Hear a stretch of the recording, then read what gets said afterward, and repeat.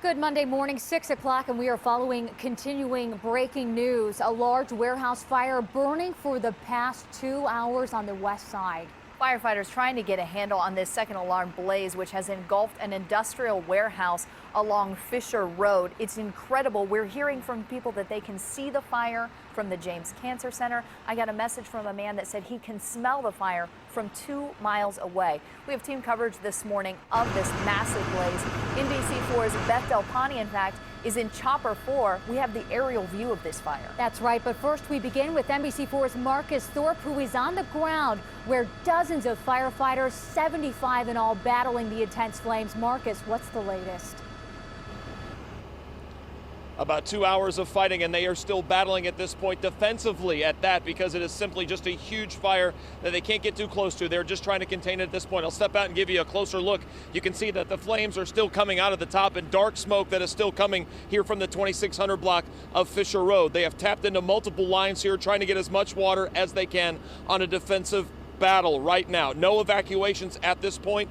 It is our understanding from one of the battalion chiefs here at the scene that there's possibly some vegetation that's on the inside of this building, and obviously with that it's going to burn for quite a while. They are putting about 1,500 gallons per minute per nozzle, and they have about 6 nozzles up there right now, so going through an awful lot of water. They've actually tapped into some of the lines from the nearby apartment complex to put as much as they can. A couple of walls have collapsed here at this building since we've been here. On the west side, there is a wall that is completely caved in, but luckily it fell to the inside, which actually kept the fire contained.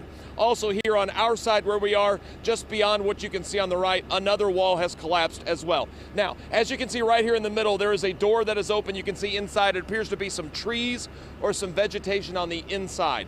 Luckily, we've been told no injuries at this point. They are fighting defensively still.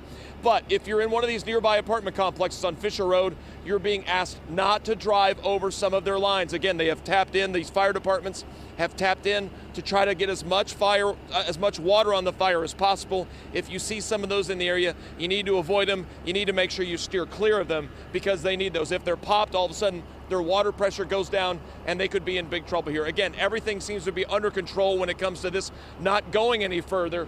They've contained it, but they continue to fight on a defensive method. We'll, of course, have much more on this here from the ground, but of course we have even more from the air with NBC4's Beth Del Pani. Yes, good morning, Marcus. I was on the ground for the first couple of live reports. I could feel the heat. I'm sure same situation for you as well, but I'll tell you, when you get up in the air and take a look, wow, it's quite the fire. I've covered a lot of fires and done a lot of reports on these fires, and this is massive. 75 firefighters who is working this fire right now. This was about 2 hours ago, 3:58, and as you can see, the flames are just as strong as ever. A couple of the problems that firefighters faced, I know they told me this when they got there, was access to water. As I mentioned before, they had to bring a tanker in. There was a lack of hydrants in the area.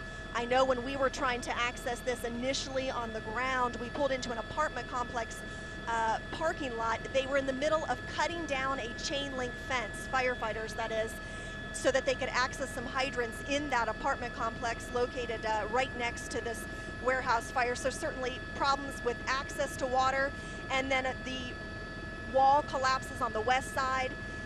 And then, as Marcus mentioned, they went into defensive mode. As soon as they got here, they were worried about the roof collapsing. Electrical lines was also an issue when they first arrived. They had to get the power shut off, as they typically do. Certainly extinguish these flames. We're going to stay up in the air over this. Again, this has been going on for about 2 hours. We'll have another live report here shortly. Back to you guys. Columbus Preparatory Academy off of Chippewa Street also closed today. No school. This large fire burning just down the road from them. So again, no school for Columbus Preparatory Academy because of the fire, the emergency crews, and of course the heavy smoke there in the area. We will of course have the latest updates on this massive fire online and on the air. We'll have continuing coverage throughout the morning.